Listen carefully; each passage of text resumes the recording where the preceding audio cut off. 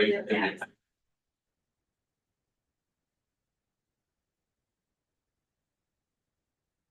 morning, everyone, and welcome to the December 5th MPO Transportation Technical Committee. Tracy, do we have a quorum? We do have quorum. With that, I'll call you to order. First off, I'll look at a motion and a second for approval of our agenda.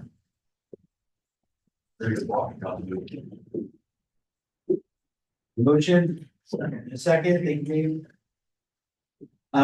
Since we are in person, I'll ask for all those in favor of the motion to indicate so by saying aye. Aye. Any opposed? Thank you. The motion passes. Next up, I will ask for approval of the November minutes, which I believe are included in your packet. Sir, I'll move approval. Second. Thank you, Madeline and John. All those in favor? Say aye. Aye. Any opposed? Motion passes.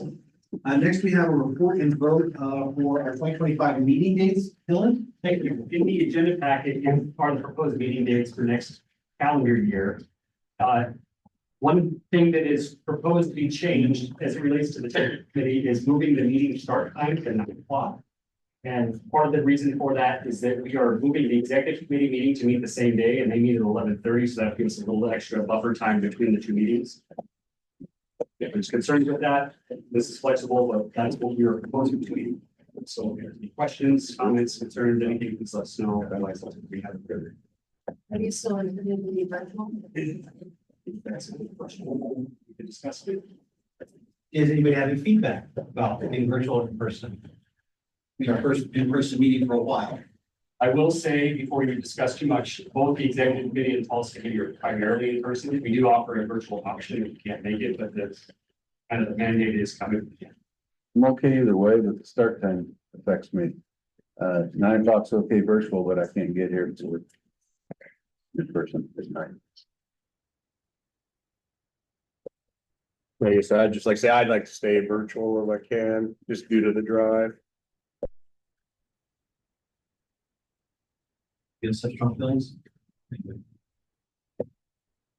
I do have a conflict that kind of runs up to the 9 o'clock time, so we'll be done there.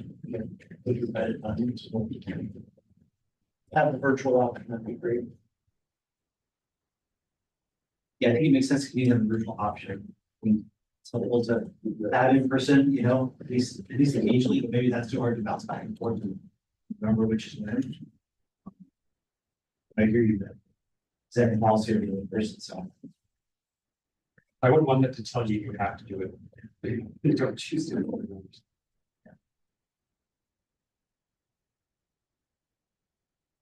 Well, sorry, for instance, again, I guess, is the April 3rd, does anybody know the APWA spring conference dates at all? Yeah, like things. I just, I don't know, I looked on the website, they haven't posted them yet, but it's just, I worry about quorum, but a lot of people go to that. I thought it was the problems, I don't know if it's usually the first week of April. I don't know if it's been, I think in the past it may have been the second week. Maybe we just leave it. yeah, we Address can that. figure that out. Supposed to. Yeah, and last year they had posted, it, so we. Posted that we moved these things back, we could do it more than. We'll take a look at that. We'll take it close, we change it. So we're hearing that 9:30 start time is better for people.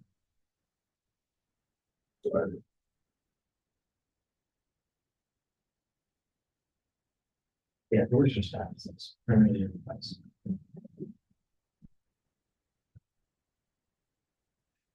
Some maybe some prefer virtual, but there's a virtual option. That remain. And if it was a 9:30 start, then even those who 9 would be a challenge to be in person, could actually be in person. Probably not gonna be the chair next year, so I'm not necessarily making this decision, I'm just trying to facilitate this discussion. Yeah.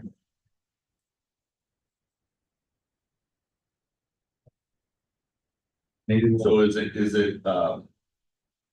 I guess, could there be dates where maybe MPO staff could encourage everyone to be in person? So I guess is, what I'm hearing is it gonna be, every meeting will be in person with a virtual option.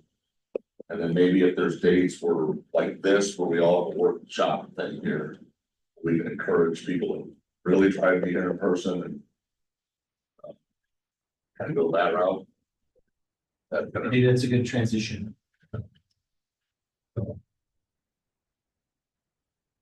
I mean, I'll make that motion, so I'll make the motion to approve the 2025 dates with a 9:30 AM start time.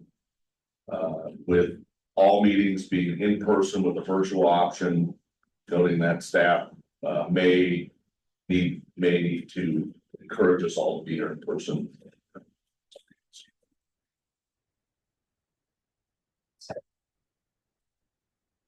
You have a motion second, any further discussion? All in favor, please indicate by saying aye. Aye. Any opposed? Thank you for helping us go through that. Next up, Gunnar, I think you're going to introduce our guests to kick off the Safe Streets for All application grant. Thank you, Chair. Thank you all for being here in person. Looking forward to doing more of this next year. Today we have you here for a workshop to talk about strategy for how we go after SS for implementation dollars. Our guest speaker has just been through this process, and I think we also benefit from their first attempt, which was a miss, and that really informed their second swing, which was a hit. So Steve, this is somebody you all know. He's our guest speaker today. He's going to walk through some of what their successful grant application looked like. And our hope in doing this ahead of the workshop is to get you all thinking about how we as a region would be successful in going after a region-wide application.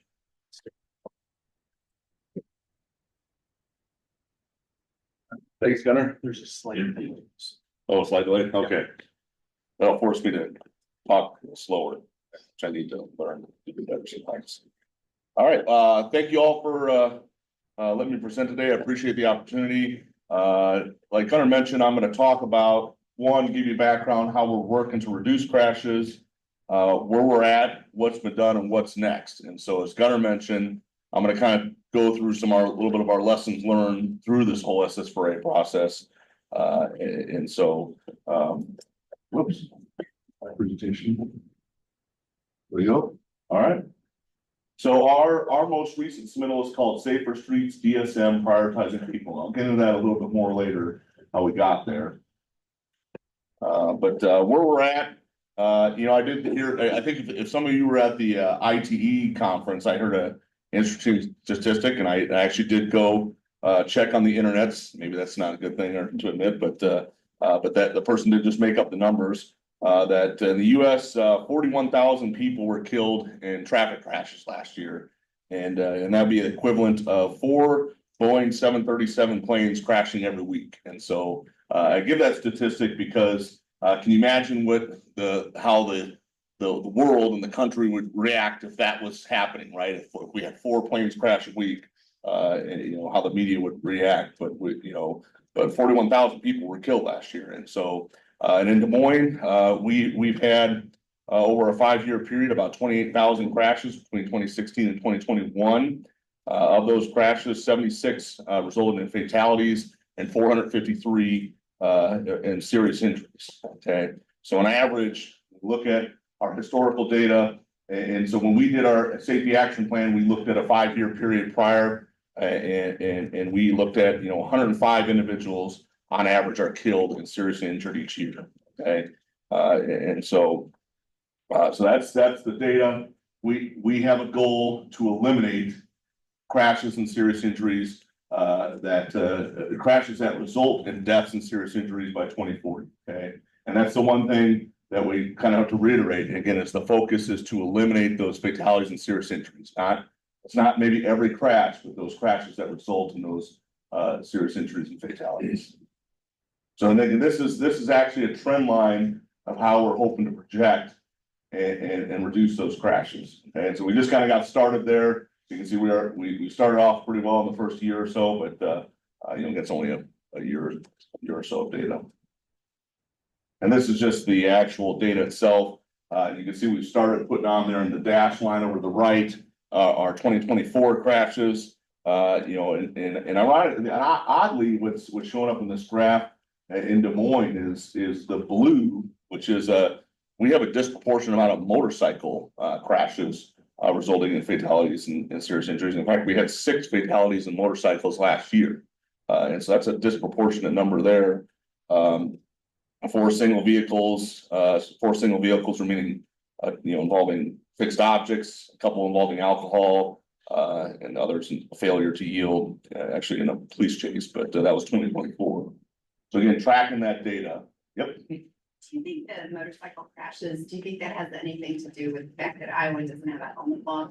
That's a good question. And that's where, quite honestly, I was meeting with our city manager the other day, and we talked about, do we bring in maybe a specialized consultant to analyze that data? Is it due to that? What number of crashes were due to lack of helmets? What were due to impairment? And like, what is going on? Because this is an odd number. So to answer your question, I don't know at this time. We haven't dove into the specifics, but we actually were talking about that yesterday. If this is a disproportionate number, so how do we, is there some type of campaign we could do to try and tackle this?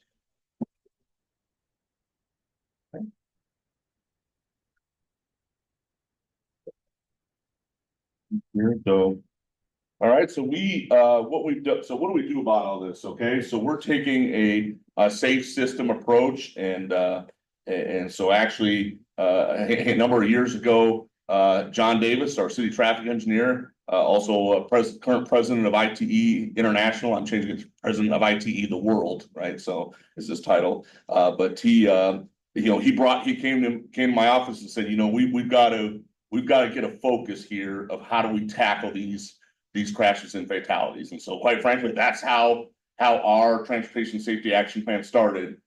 Sometimes some communities have start from a political standpoint. We have a mayor or somebody that's saying we need to reduce crashes. But this one was, our staff, and starting with John, was how do we get a focus of tackling this?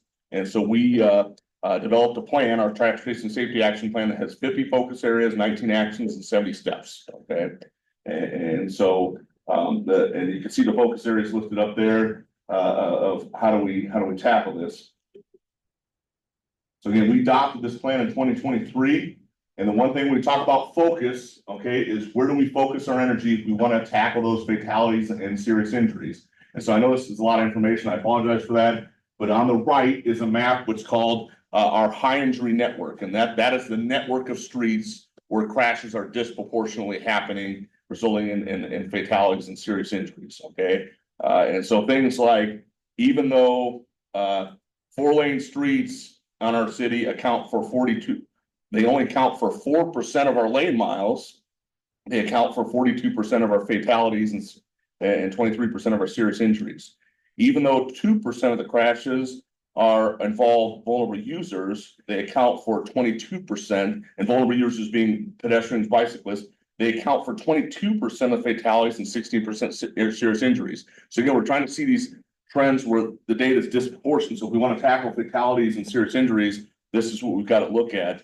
And so you can see some other data points, over in the lower left there, of things that we pulled from our safety action plan of how do we tackle this. Okay.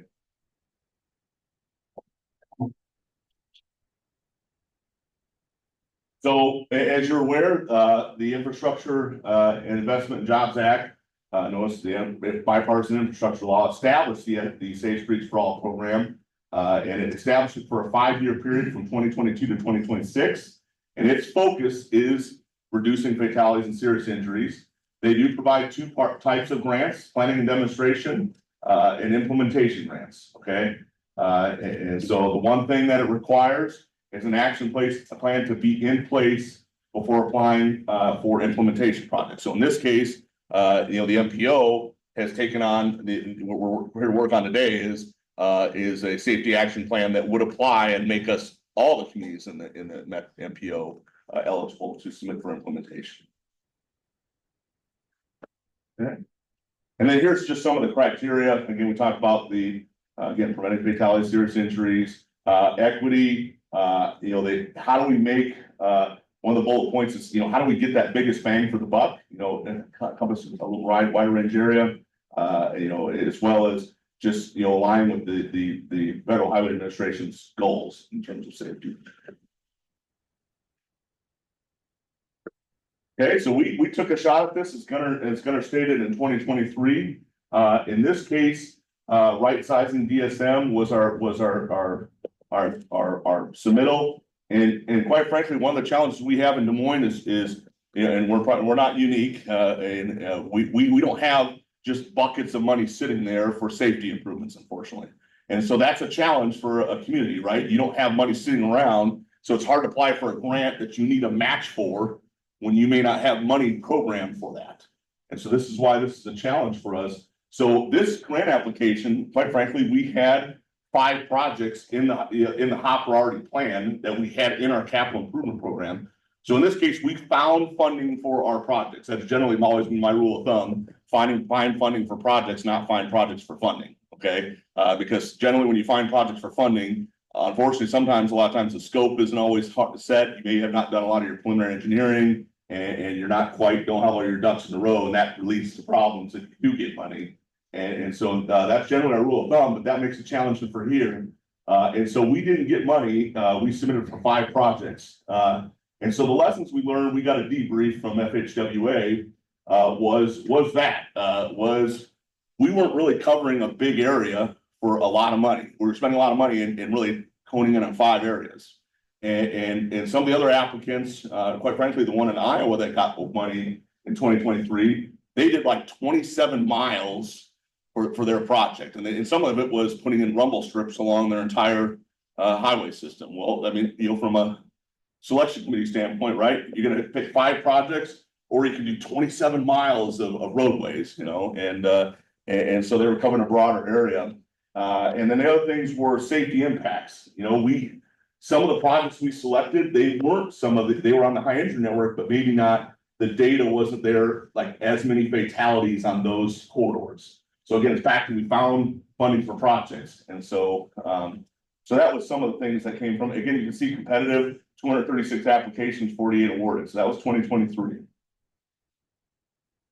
So we went back to the drawing board, shifted gears, and and so you can see here, we went from right sizing DSM to safer streets DSM. Another thing too, that's kind of a little, I don't know maybe how to word this, but I'll just say it. When we reviewed applicants that were successful, the applications that we reviewed our application was very technical. I was proud of it that I was not the main author. The person who wrote it was very, very clear, but it was also a very engineering-like application. The ones that were successful were fluffier. I guess I'll use that word. Okay, so they stayed at a higher level, and so quite frankly, we did the same. We went and it's very hard to do to go rewrite a whole application that you did before, and for some of the same things, but we did that and made it from a higher level, and I'll use that word fluffy, right? And so here's what the new application included. So again, we took a step back and we looked at, okay, well, how do we make a bigger impact, a bigger splash? How do we tackle this high injury network? And also, how do we look at equity as well when we're doing this? And so I know these maps are hard to see, but this map, what it's going to show is all these red dots here are areas where we're going to try and tackle adding things like retroreflective backplates and signals. Okay, we're going to add the blue dots are school speed feedback signs. And then we still include a few projects in there on the high interior network as well. So again, just broaden the distance that we're covering here. And this is the summary of what it is. So the 3 projects on the left, the original grant application had 5. So we took 2 out that did have lower numbers from a fatality and crash standpoint. They were still on the high entry network, but not as high numbers. And we kept in 3 that fit the bill a little better. Southeast 14th and Maury, unfortunately, one of the highest ranked intersections in the state, and not a ranking you want to be on for crashes. Martin Luther King Jr. Parkway, 19th Street is up there as well, and then Forest Avenue. And then we added what's on the right, the reflective backplates at 232 intersections as well as upgrading 29, adding 29 speed feedback signs around school locations. Whoops. And these were things that we tested, okay? We actually piloted the reflective backplates at 5 locations in Des Moines. You can kind of see the map in the upper right there with the red dots. And so the FHWA also has shown these to be beneficial in getting people to actually slow down, right? Because we know speed and speed differential is what kills and causes injuries. And so, this is, I'm sorry, I'm getting ahead here. The reflective backplates are addressing what we found was a number of crashes that were due to red light running. Okay. And so these reflective backplates have been shown to improve the they make them stand out better. They make the signals and indications stand out much better. And so it's to help tackle that red light running. Okay. And so FHWA has shown that to be 15% reduction in that. And so, so again, our application is taking that and applying it to 232 locations on our high injury network. Okay. So again, trying to get that, cover a larger area. School wise, we have a lot of schools on major corridors and so on major routes, and unfortunately a lot of schools on our high injury network. And so again, FHWA, this is what I jumped ahead to before, has shown that these speed feedback signs, they highlight to drivers you're speeding in an area where this is a school zone, and so they have shown to actually be successful in slowing people down. So and FHWA has documented this in a number of studies. So.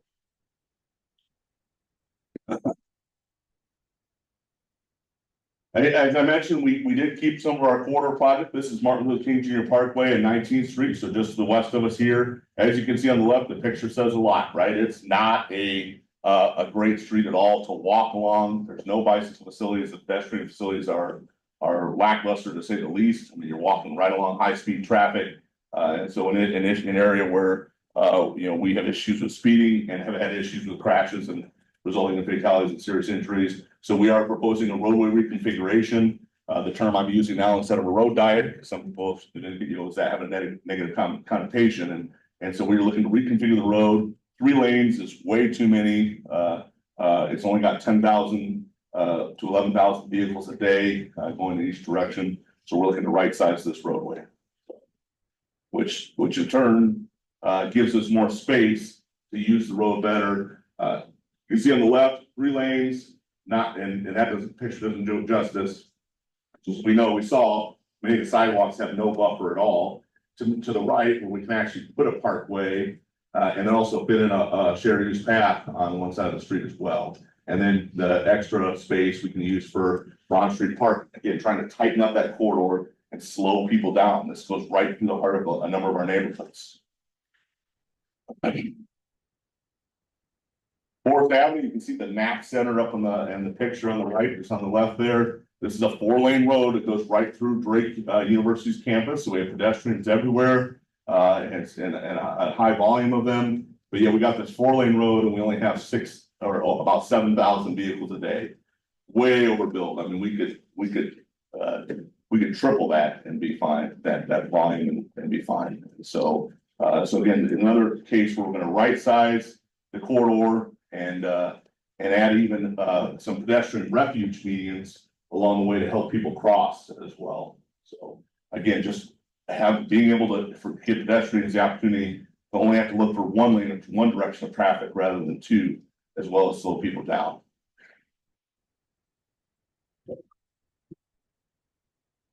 And I mentioned US 69 and or Southeast 14th Street, Maury, one of the ones, unfortunately, that's one of the higher crash locations in the state. High speeds, lots of truck traffic, lackluster pedestrian and bicycle facilities, to say the least. And so we got some improvements we're looking to do there.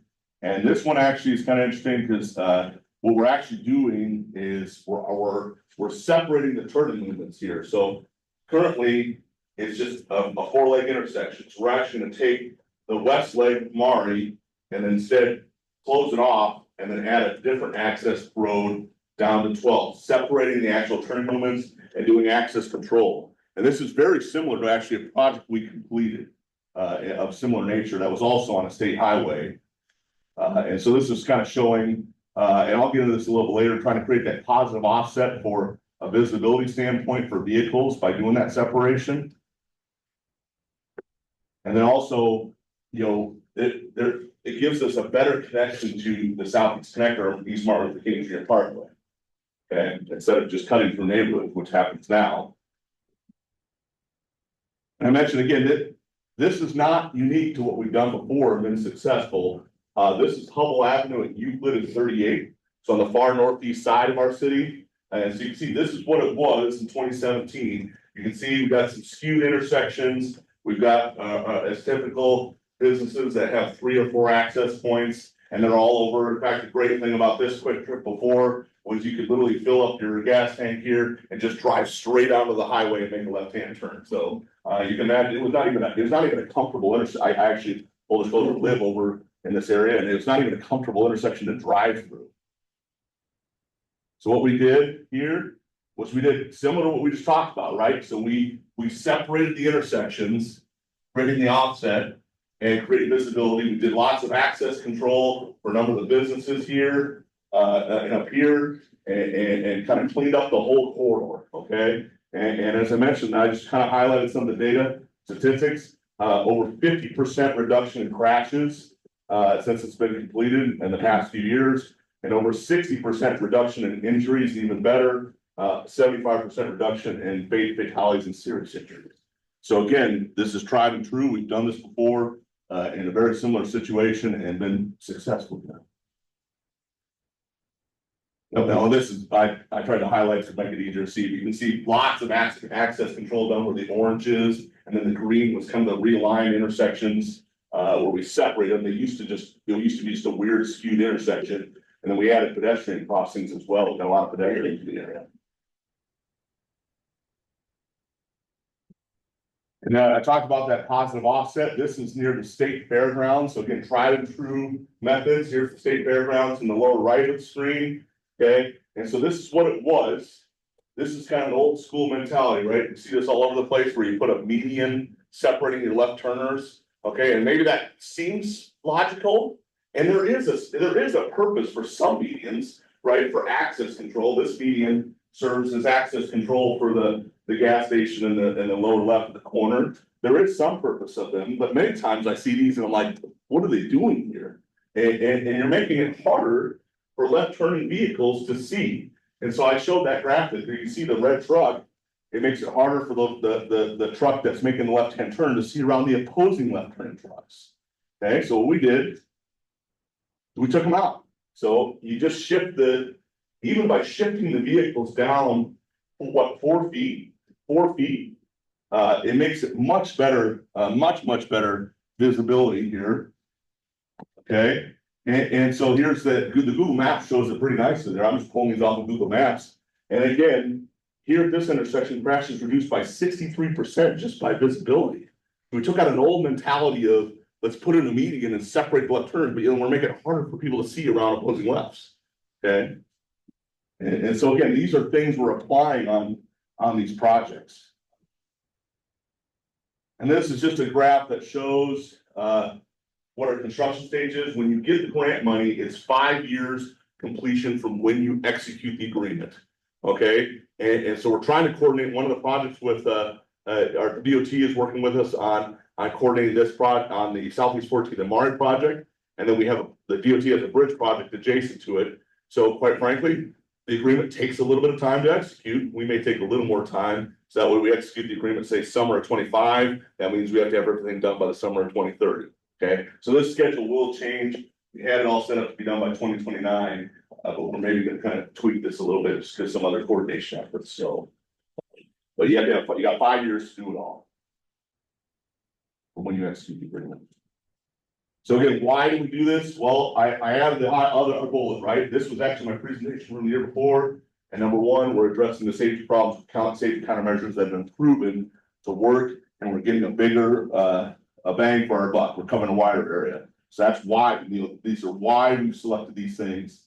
They are on the high injury network. They meet the criteria. And we've got project readiness down there as well. Concept develops, we've done a lot of the preliminary engineering work for this, so, and so we're ready to go. Again, why these projects, right? Okay, just for these projects alone, 92% of the crash types we've seen on these corridors are correctable by the improvements we're doing. Okay, 34% of the fatal crashes occurred in these areas. And 33% are speed related, 31% related red light running. That's what we're doing, right? Red reflective backplates.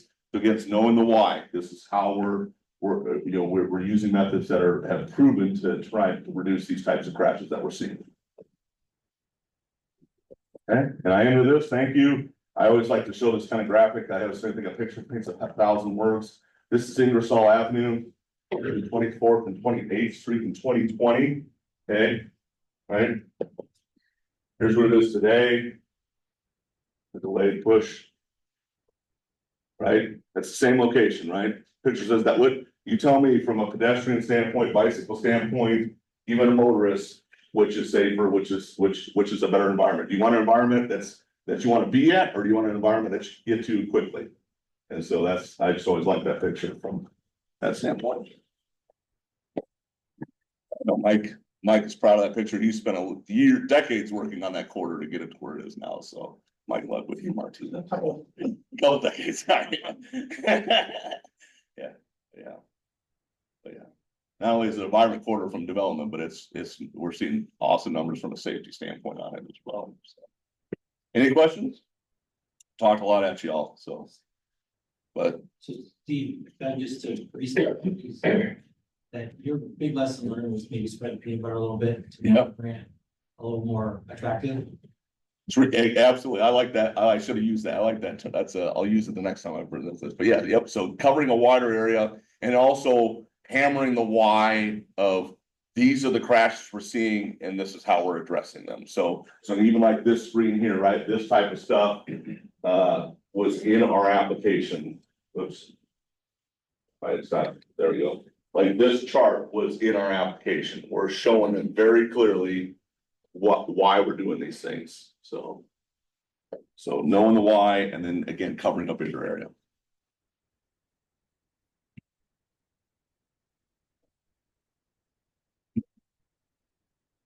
Well, thank you. I'm excited to be a part of this, and like I said, I'm proud the MPO is taking on this initiative. Again, for me, I just like the action plan from a focus standpoint, right? If we want to address safety, where do we focus our energy? Because unfortunately, must have hit a bunch of buttons. I'll let you. Okay, good.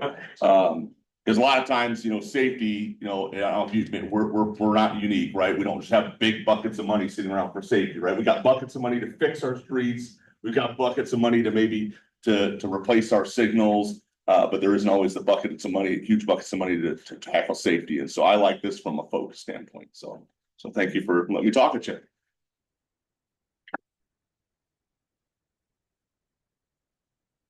Thank you, Steve. I'm just going to briefly introduce Dean Chamberlain. He's with Tool Design and part of our consulting team. So he's going to lead us through a workshop here. The end result of today is we'll have a strategy to go after a $25 million bucket of funding for an entire region. Not a ton, given the scope and scale, but that's what we have available to us. And so Dean will take it away. All right. Thanks everybody for having me. So yeah, thanks Gunnar for the introduction. I am Dean Chamberlain, Tool Design's Engineering Group Manager for our Minneapolis office. So I had a little bit of a breezy, chilly drive down to be with you all today, but happy to be here. So I'm helping out with the project. Our project manager, Mitzi Alex, sends her welcome and regards, but she is off somewhere in New England enjoying some time off. So I'm here with you as a consolation prize today. So obviously we're here with you all today as the kind of technically minded group related to the MPO area here. So there's going to be a lot of technical terms and safety related things. Steve warmed us up here for some of those things. So if you have any questions about what anything means, if something is too technical, certainly just ask. Like, it's really good that we understand what we're talking about here. And obviously, we're still a work in progress here, so we haven't like finished everything up yet, and we really are valuing your participation and opinion today. But just know that we're still working towards the end. We're getting hopefully closer to the end here in early 25, but we're getting to there. So in fact, here's kind of where we are at in the process. So we've been doing a bunch of analysis of crash data, state of practice review, stakeholder engagement, et cetera. We're here talking essentially kind of within the bucket of the implementation plan and program part of this application. And also moving towards this implementation grant application, see kind of right at the end there. So this is all kind of informing that last step as well. So we're starting to actually write up the actual safety action plan now. So that's exciting to get pen to paper and getting everything together. So and so the end timeline would be in spring of 2025. So we'll be there very soon. So Steve's presentation had the safe systems approach wheel in it, and you guys have seen this. I believe it was a presentation back this summer, kind of summarize like what the safe systems approach is. I'm not going to dwell on it too much today, but just the 5 different kind of focus areas are safer people, vehicles, speeds, safer roads, and post-crash care.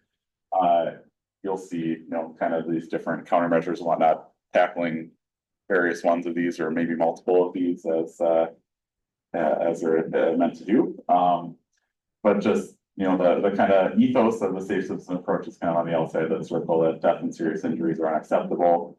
Humans make mistakes, humans are vulnerable, responsibility is shared, safety is proactive, and redundancy is critical. So just kind of as a framework for our discussion today and our activities here. So we want to anticipate human error that in some ways that includes separating users in space and time. So providing distance between different modes of traffic, increasing attentiveness and awareness. And then also accommodating that human injury tolerances. So, and that means reducing kinetic energy in a broad umbrella term, but ways that we do that are by reducing speeds for vehicles and reducing impact forces when there's an impact. So yeah, we're moving into project implementation here, and that's why we're here today. So like I said, the MPO safety action plan will culminate in this SS4 grant application in spring in 2025.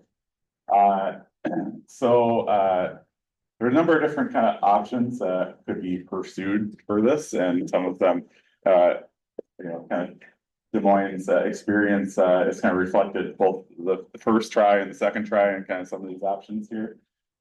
So just kind of warm up your raise your hand kind of actions here. So we want to get your opinion on kind of what you guys think through hearing Steve and Des Moines experience here with their implementation grant, and then also just kind of the rest of the MPO area here. So the grant could be composed of some combination of kind of smaller spot treatments spread out across the region, and or some of the larger corridor type stuff.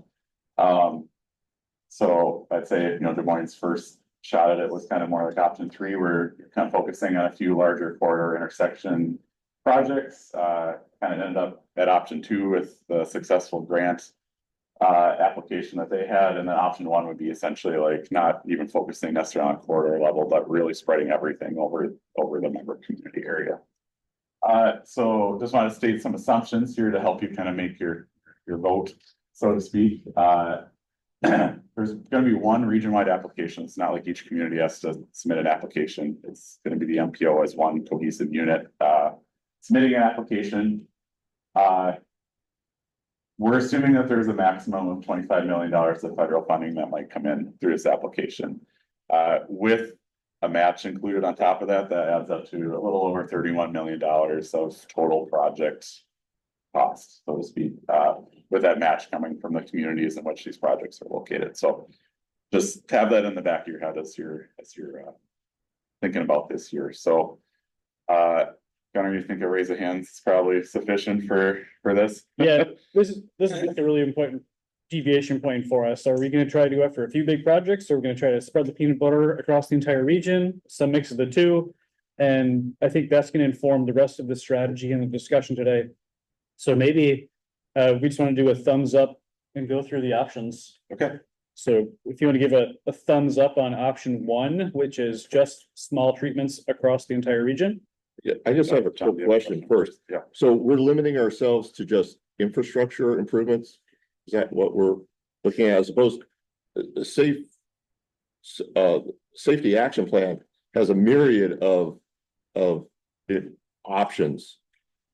Some are more behavioral, some are infrastructure.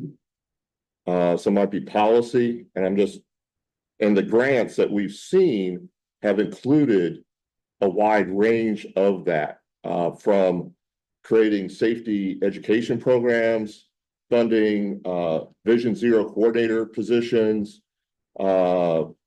providing helmet distribution, besides the infrastructure. I'm just wondering, are we limiting why are we limiting ourselves to just the infrastructure? Well, so I guess to answer the first part of the question, we are kind of looking at infrastructure with this discussion today. The why, I guess, All those activities eligible for this grant? Yeah. You look at the myriad of, yeah, you've got planning, you got implementation grants, and then, or I should say, back up.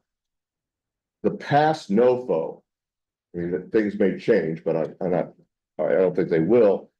That you had the implementation grant, but the implementation grants were not necessarily all infrastructure.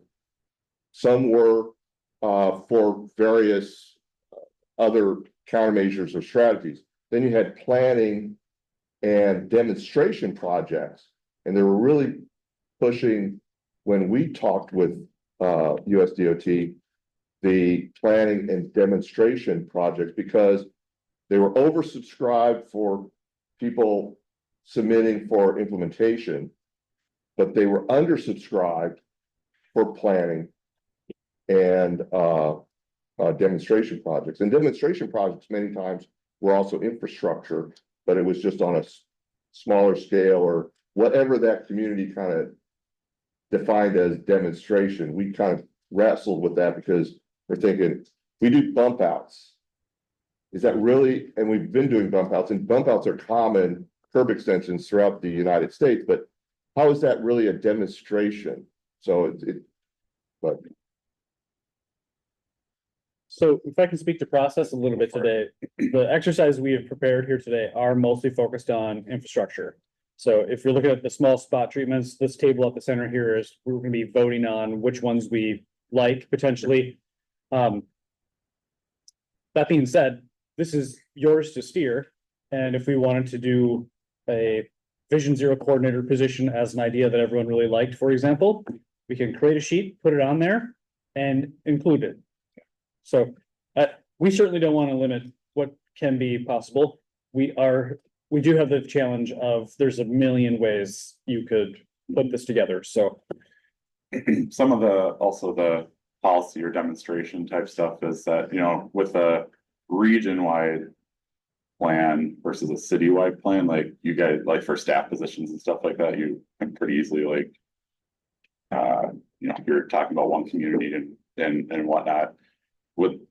If you're talking about like a Vision Zero coordinator, would that be on an MPO level? Would that be for each community? There's a lot of different like kind of discussion items about like how does that type of program or projects relate to a region-wide versus a community too. So there's a little, we're kind of thinking about that too as going through this as well. Not to say that can't be done, you know, maybe having a Vision Zero coordinator MPO staff level is something. That was just one example. I'd suggest from a process standpoint, we're gonna go through the various systemic treatments that we could look at. And maybe we take suggestions from the floor at that time and see if we want to add anything for our exercise. Does that seem reasonable from a process standpoint? And then I think Madeline had a question. Yeah, you said that you were just getting ready or just starting to write the plan. Are Yeah. there recommendations from the plan that are the most effective to accomplish the goals that we should be considering? Yeah, I would say that the spreading the love kind of idea is probably more in line, just to make sure that, you know, it kind of goes back to that, like, you know, targeting the countermeasures to specific areas that will have that benefit. And, you know, it seems like it's more competitive the more you try to like spread things out. Are you asking about grant writing strategy, or are you asking about tactics for addressing street problems? The latter?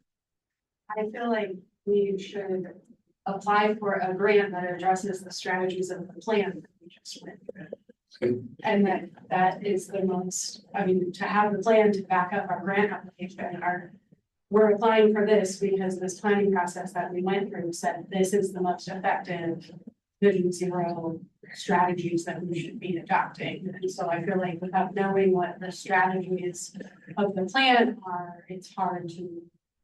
I mean, we all have ideas about what to do, but it's my opinion versus here's a planning process that we went through with data and background and research. Why are we applying for what the plan says we should be? Yeah, so the plan is gonna include these countermeasures that we're gonna talk about here soon. How to kind of combine them together in kind of a theoretical way, like, so, you know, we're calling them common combinations, so they're like putting the puzzle pieces together in certain contexts, that kind of thing. But then also like the scoring type stuff that you're seeing on the tables in front of you as well. So all those things are gonna be within the plan, so no matter which way we go, it's all gonna be kind of within that. It's just kind of a matter of what is the strategy that the region feels is gonna meet the member communities, you know, needs and expectations, and also be most competitive to be successful. We're using this exercise to influence what the strategies in the plan are to build the grant application. They're happening concurrently. Yeah. I think in an ideal world, this would happen the way you're describing, right? Everything gets all buttoned up, everything is neat and tidy, then we go after it. If we do that, we're gonna miss our next window for application of our grant.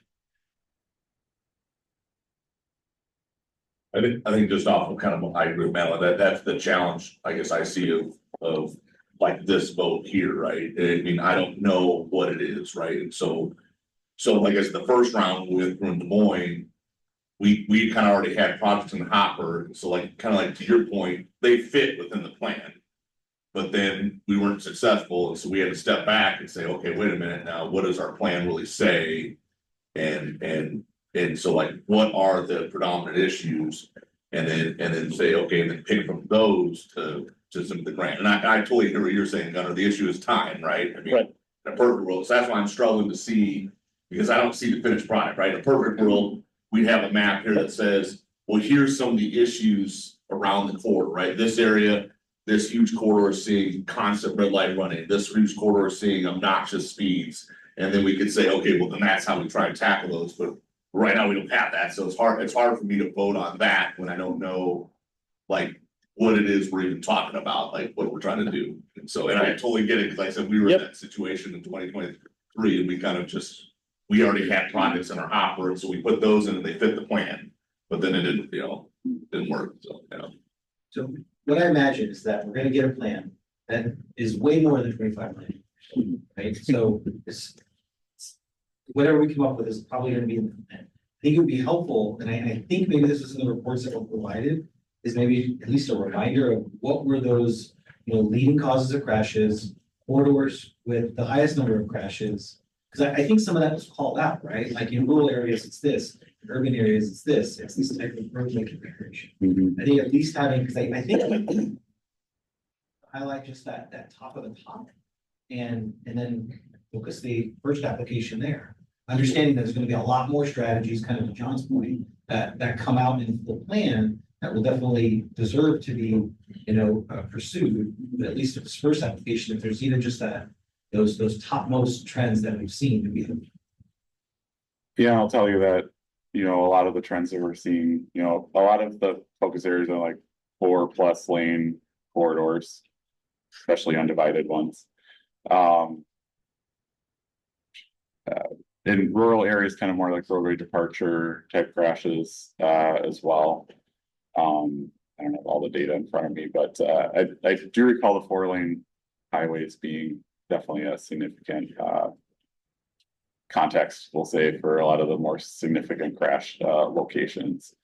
And a lot of that, I guess as we're looking through like these countermeasures and coming up here, kind of think about it in that context of maybe which of those countermeasures are going to apply to those areas most applicably, so to speak. If I can add a little bit more context to the process anyway, we've got we'll get to this later, but there's kind of two stations, one that's more of the countermeasures that can go anywhere. Then there's one that's a little more specific to, here's the corridors, and those corridors, to Lisa's point, are built upon all the data that's been collected. So here's the high injury network, here's the, that kind of thing. And what we asked you to do was help us identify where do you see priorities from within your community. So we're taking the data we've collected, but also with your local expertise and knowing this project's ready to go, this thing, maybe it's hired, but it's not ready yet, and try to mesh all those things together. All that to say, after we go through this exercise today, that will go back to Tool and the consultant team that they can refine that a little bit further. So right now, we're just saying, where do we really need to start focusing down on? They can come back with, here's a range of options, maybe for those handful of sites that then take into context more of is it the red light running, is it speeding, is it whatever. And this is an iterative process, I guess is what I'm getting at. And maybe just for today, not to totally derail, sort of my question to that, but maybe we look at this in the context of infrastructure, any infrastructure, but I really think we should include other aspects in the ultimate submittal that address the other issues that you're going to see, which is roughly, I believe we're looking at the safe system approach and those basic areas where we're looking at behavioral things, safer speeds, post crash and the like, which is not always an infrastructure improvement. So maybe just my opinion is let's go ahead with your exercise here to identify what we want to do, or if there's a direction in terms of the infrastructure side, but then reserve a portion of it for and maybe it's another meeting for the non-infrastructure aspects that might be included in a grant. Yeah, I like that, John. And that's a good point too, that this isn't the last, conversation about this. This is, coming back to various MPO boards and whatnot as to like what that final looks like, and there'll be more feedback given, into the future too. So thank you for that. Did Des Moines' successful application have some more of those policy and process type stuff in it? Well, the challenge that we had was, as Steve alluded to, we go after grant money for identified projects as opposed to identifying projects to sit in that. So we had our buckets already established that were our matches. We don't have a bucket of money that is for safety that could be used as a match. We'd love to get to that point, but we don't have it. So we focused our, for example, the reflective backplates, that match is coming out of our operating funds. The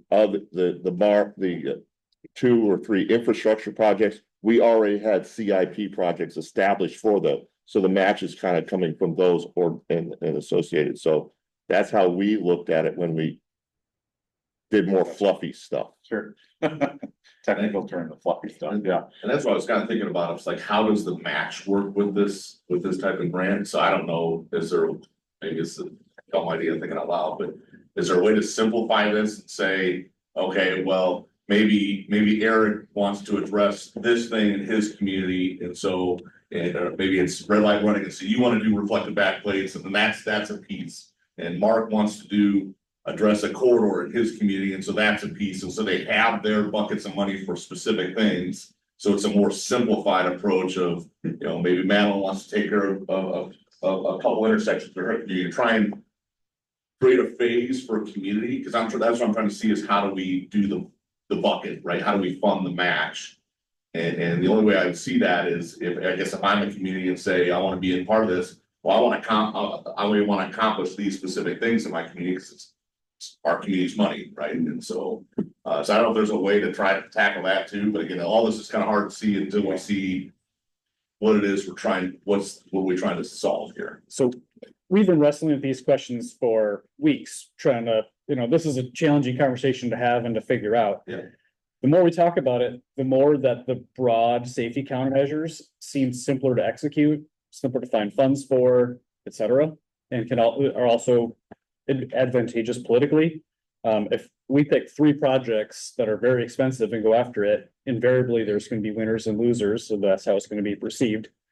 And so, Well, I'm not necessarily saying 3 corridor I mean, maybe there's other stuff people want to do. I've seen things like maybe it's adaptive signal control on a corridor or adding in far back detection to stop, red light running. I mean, maybe it can be simpler things, but more on a community basis to try and deal with the funding match. Cause I just worry of how do we tackle if we have 5 different strategies we apply to the whole metro, how do we track all this funding? well, I think what we'd have to do is an initial sort would say, here are 5 systemic treatments that we'd like to have. And then we'd have another conversation with, and then it wouldn't just be, it shall be this treatment, it shall be, here are 5 different treatments that you could apply in your region or in your jurisdiction. And so that we'd have, let's say, 5 buckets with a range of options within those, and each of the communities could then say, self-select into 3, option A1 and B3, or have a range of options.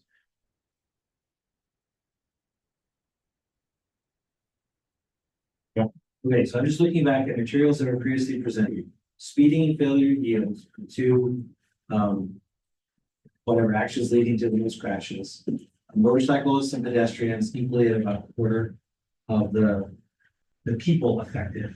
And 65% of crashes occur while crossing or entering the road.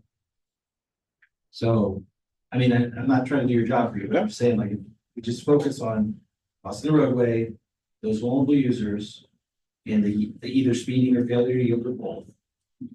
And then focus the measures and the locations where we want to do that, at least this high level.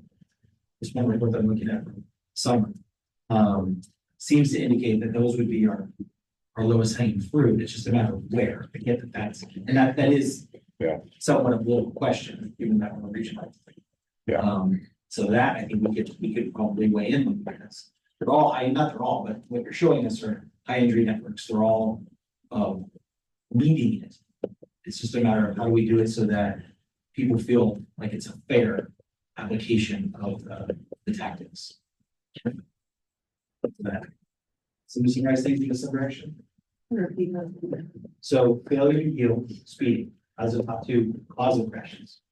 The top 2 folks who are getting hurt are motorcyclists and pedestrians. Well, about a quarter of those fatal and serious. And then 65% of the time, the Crossing or entering. 65% of the time they were entering or crossing the road. Yeah. The vulnerable user was entering or crossing the road. So I think focusing on intersections, on hydrogen networks and on countermeasures that address pedestrian and motorcycle crashes would seem to be like enough of a focus driven by the data. And then in terms of the where, like we're all hydrogen networks, right? We can't fund $150 million, $200 million, whatever. So we do all the hydrogen.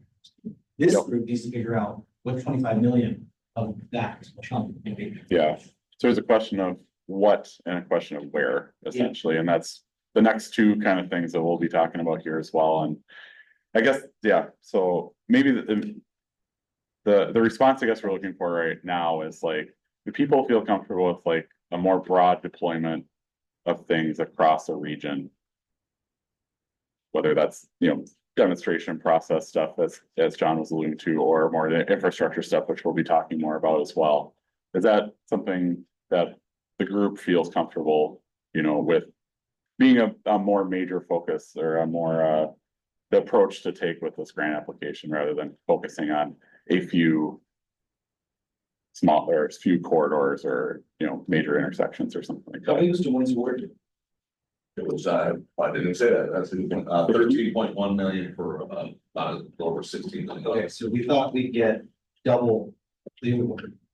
Right, just purely using Des Moines as an example, we've got 3 transformative projects and then some system-wide stuff. Right, so if we just basically doubling that across the region, do we want to do like that and have 6 transformative projects and then more things spread around? Or do we just want to spread things around? Do we just want to do 8 transformative things? Right. I personally think we'd be challenged to do 8 transformative things. Because not everybody's community can get touched. Those who do get touched, then we come up with the local match for that. If they're ready for that, if they have a project identified, all those things, right? They're looking forward. To me, that seems challenging. So I would advocate for either a blended approach or a programmatic approach that does the spread of the measures out. Okay. And I know we gotta kind of move along here, so maybe we'll get a show of hands, like the fully programmatic approach. Does anybody want to vote for that? Yes. Does that mean the countermeasures? Yeah, the countermeasures. Programmatic. Programmatics, okay. Blended approach, so a lot of programmatics plus a few key locations kind of in Des Moines successful, okay. And then the last approach, fewer transformative projects. Okay. Give me a consensus for the blended approach. Okay. All right. Great. Yeah, that's helpful. We have a half hour left, so we're gonna have to keep this moving at a real brisk pace. A lot of people said, yeah, but I want to do my meetings. Yep, we're trying to squeeze a lot into a 90-minute window. But I know it's kind of hard, but I mean, I do like Luis's comments on I appreciate the focus. Yeah. Right, and so I guess my thought is I voted for 2, but on the other hand, we can still keep those. The focus of if we're addressing speeding and failure to yield in mind on a high level, and that's the theme. Could I see projects or maybe Exactly. systematic? What are the top 4 locations where speeding and failure to Yeah. yield led to the most crashes? That would seem to then, that was sort of really transformative. And then the corridors that have the highest speeding and failure to yield crashes also get, I'm just spitting it out there, I don't know, but I'm saying there is a way to focus. Yeah, and keep the theme involved. Exactly. Yeah. I'm able to progress here. I don't know what's going on. There you go. Clicker, okay. Great, so, yeah, like I said, value input, and this is the beginning of a longer conversation, kind of culminating in that grant application in spring of 25. We may need to adjust based on funding, merit criteria and other factors. Speaking of merit criteria, Addison, do you want to just quick, give a, Yeah, for the sake of time, they're up on the screen. Steve did a great job of covering them as well. These are the 5 merit criteria that the DOT is looking at for applications. So safety impact, and they're ranked as well. So the lowest number would be the highest priority: safety impact, equity, engagement, and collaboration, effective practices and strategies, and then those other DOT strategic goals, climate sustainability, economic competitiveness, and workforce. And then if there are planning and demonstration activities included in the grant application, those would be evaluated as well, but otherwise they would not be. And a lot of the work that's been done so far is really feeding into the narrative of covering these merit criteria with identifying the high injury network and the work that went into scoring that, scoring the priority projects. So great. Thank you. So now we're gonna move into talking about these systemic safety countermeasures. We've identified 15 or so that I'm gonna really speed through because we want to. Can we just do it at Do you want to the do it at the table? Okay. I think the room's smart enough. We'll just have to figure it out. I'm gonna grab some dots. You can get 3 dots. And if you want to put dots on the 3 treatments up there that you think make the most sense for your community and could be widely deployed and useful, that would help us come back to you with a recommendation. So first, just measures. We're gonna start with just the countermeasures. Yes, please.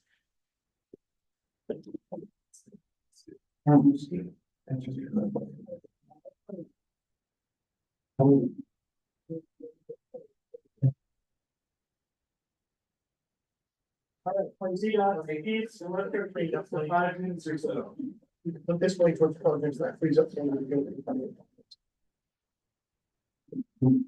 That's my. Do you have any questions? And we've got DOT and federal highways, feel free to vote on this. If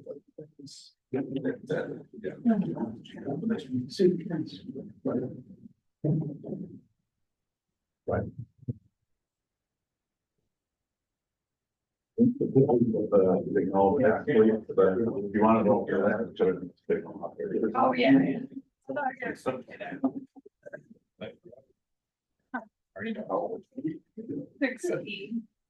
Yeah. These two, either kind of a relative cost from $1 sign to $4 signs. And a relative, like, how long does this take you? Smaller stopwatch. Bigger. You have to give me some relative context. Meeting they had. And. They had people voted on what do you think is the most important things that they have. Virgin nurses doing that.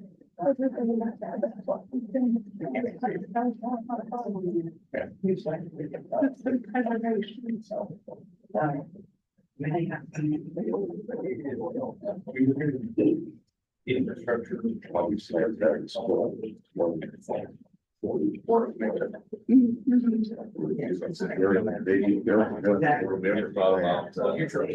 Something that's submitted. At least one project. Yeah. Yes. Yeah, most communities provided, three, we had that provided 4 or 5. Those in yellow. Few planning and demonstration, once from Des Moines, there's how it up purple. As opposed to. Yeah. You're all in that. What was that? Yeah, it was like they had.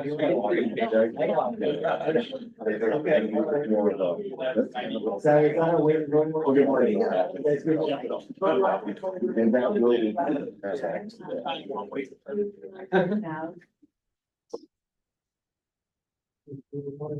Questions about you? As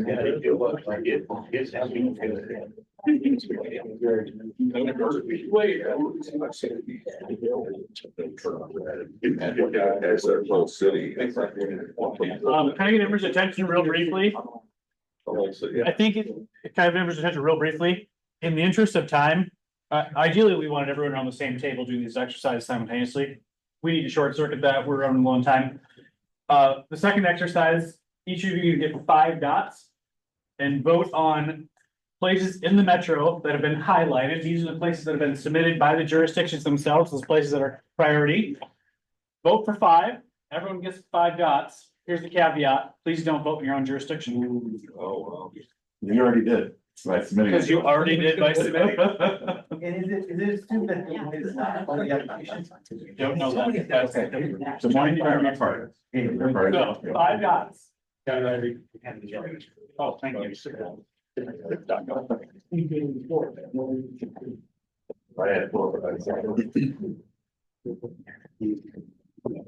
This one table is a bit too much commotion. We've kind of got the same thing going on over here, so. No, we want all the dots on one table. One. Oh, never mind. What did I say that?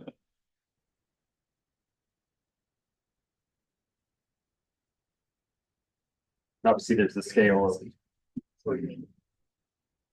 Dark. Right, the darker the. Severity. Is that a different dots? Severity. Sorry, how many did we get? Concentration. Yeah. So the combination of factors. High entry, high risk, So. equity. I'll talk about opioid prevention here, so like. A combination of high entry network, risk factors, equity, proximity to different, like pedestrian, like schools, parks, et cetera. And then also, I already have GX project program as part of that too. Also reading. So it's not just the high entry network you're seeing on the paper here, it's a combination thereof. Yes, 5 dots. Gotcha.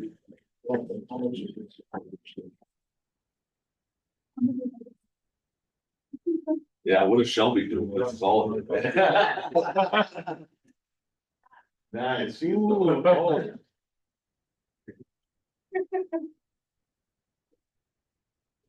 Everybody not get the pork chops? Lunch based on like. I think that's either one school service. You don't say what it is, what's on your area based on the highlighted. Projects that are committed to jurisdiction to use or that will really do this. I think I benefited from the location of the community. Yeah, I know, yeah, because you were. One of the smartest things I ever saw when I was gonna move here in 2015. I was looking for realtors and I pulled up the realtor.com and this realtor. So I'm finding this example, instead of putting Steve neighbor. Kind of interesting. Put A _, Steve neighbor. A had nothing to do with her name, but she was the first person that you saw. Wow, is that brilliant? I called her and told her that, like that, I'm like, you're gonna get interviewed just because that's what I did. She's like, yeah, that's exactly what I did. That's it.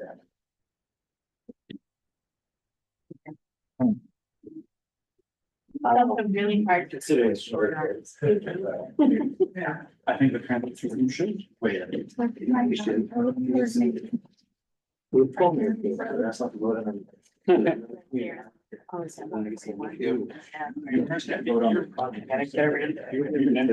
Very good. Yeah.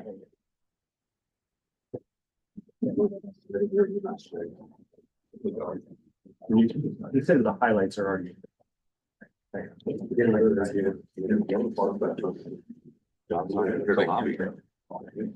We all need to come down more and hear what. Oh, depending on the. Okay.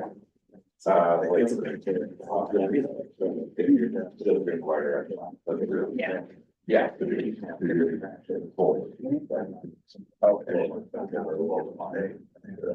So, I'm trying to get. That was, yeah, sort of how what we came to, what it meant. Works like.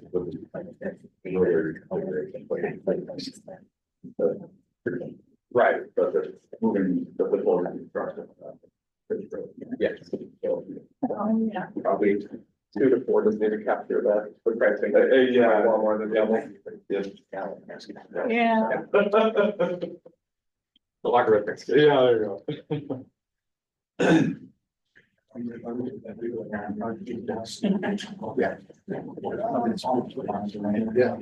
there you go. Yeah, I heard the important parts. Thank you. Yeah. They're trying to squeeze a lot of it. Yeah. I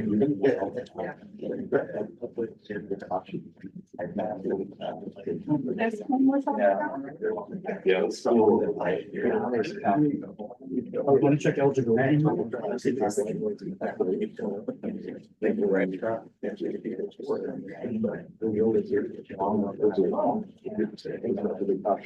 My son says. So the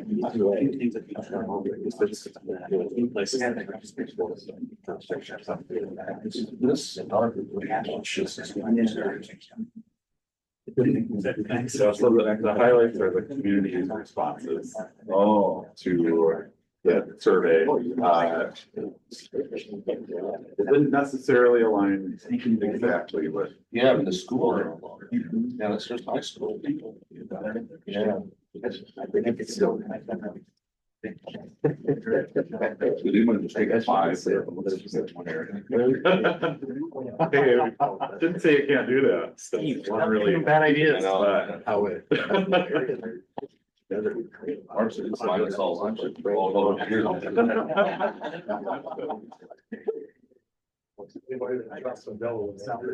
Yeah, I know.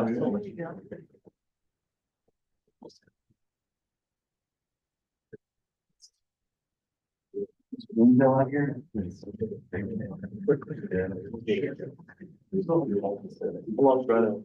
Yeah, not quite as far out. Oh, over politically. It is. It is. purchase right away. Grab another piece of pizza, beautiful, and thanks, wait, again, we'll kind of wrap up here in just a minute. We're not going to say it together, but for short, like I say, we're gonna go. Should be, yes. So we're gonna go and play it. I'll do it close up with their chair.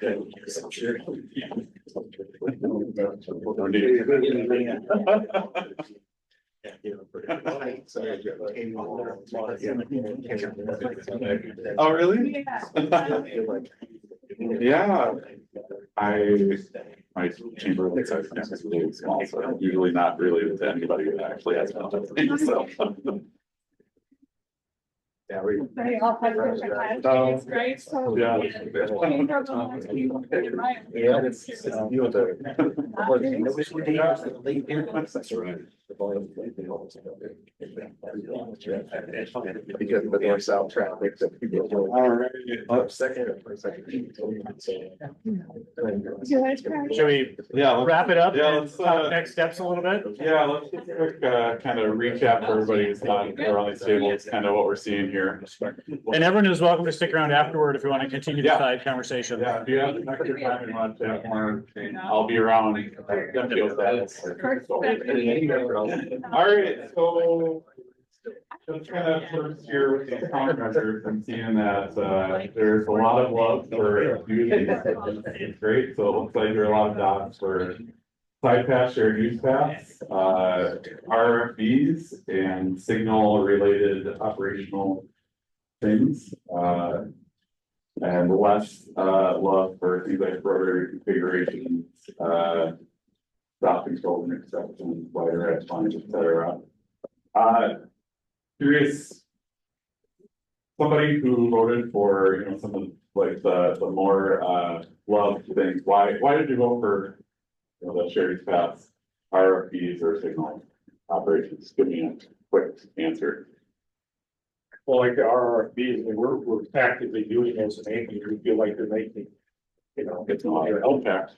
and so, something's working, keep doing it, yeah. Yeah, I would echo that. And the community. Easier to keep doing something that works, yeah.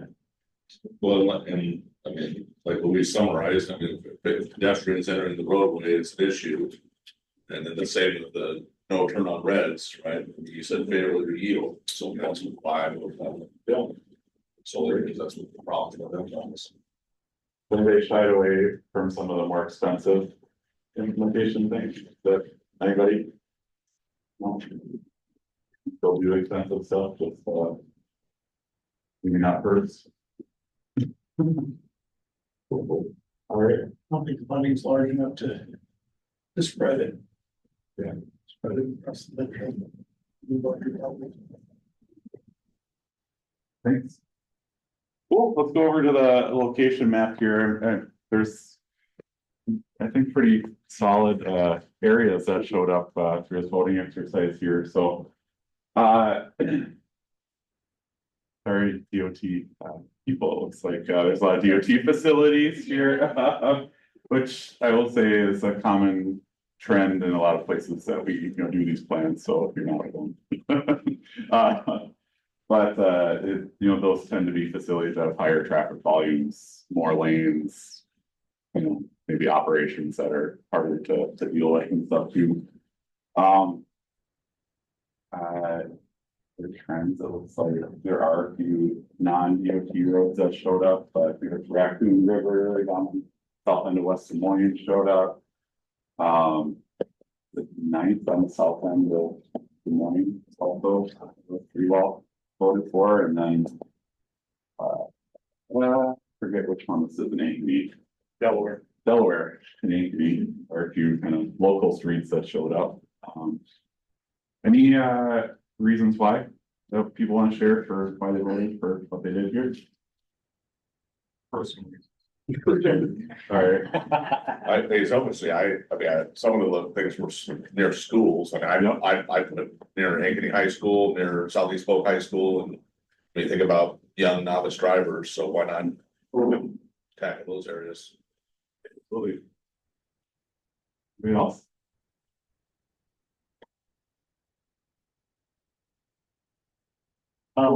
Let's talk next steps a little bit. Yeah. So, as a part of this grant application, and with the overall plan here, we are actually scoped to put together some concept designs for these treatments at different locations. And this conversation and, exercise here today helps us kind of understand maybe where are those locations and what are those things we should try to kind of start seeing if we can fit into some of these locations, depending on like who's saying like, what are we seeing? What are the, the overall trends that we're trying to address here, et cetera? There's certain, locations that show up on the map that have a countermeasure that may not apply. So to make sure marry those things together, to actually solve some of those problems. But, yeah, so we're gonna take this and, talk through it with, MPO staff and kind of get a game plan together, what the next step looks like. My hope is that we can have at least conceptualized what a grant application might look like and share that back with everybody at our meeting next month. Yeah. And I would say, feel free to reach out to us in the meantime, if you have any thoughts, questions, concerns that you want to chat about, and we will probably be reaching out to you with thoughts and ideas as well. You have a way to scan this, so. Yeah, we've been taking pictures, so. I mean, there's some people made to make it, and I guess. Yeah. Yep. Yeah, we'll memorialize it and share out.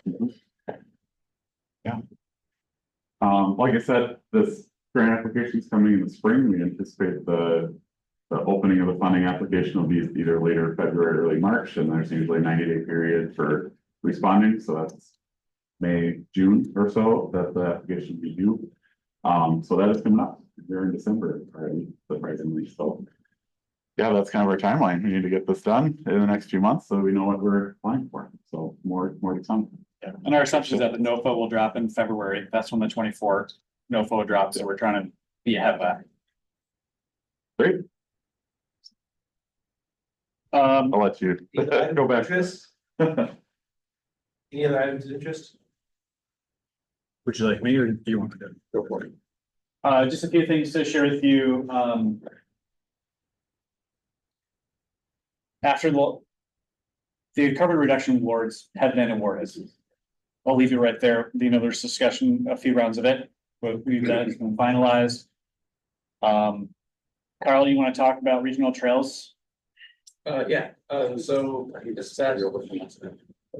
Oh, Did we discuss this? Did we do this already? Yeah, I think maybe those first two slides were. Yeah, we did. What we wanted to share with you is the SDBG tab applications are coming out, so if you haven't seen those, go on our website, we'll make sure.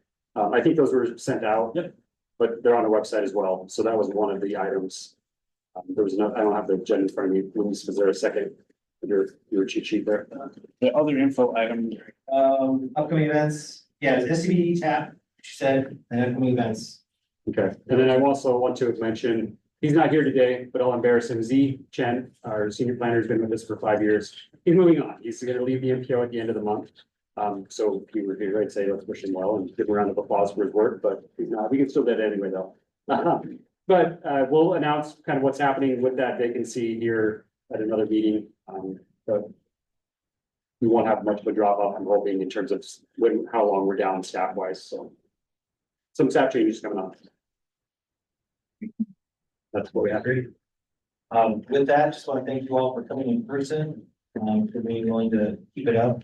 We better see each other, interact and talk about things like we did today. So thank you to the staff for making it work for us. I should say, they do that every time. But Yeah, thank you all for being here today. yeah, with that, Happy holidays. Thank you.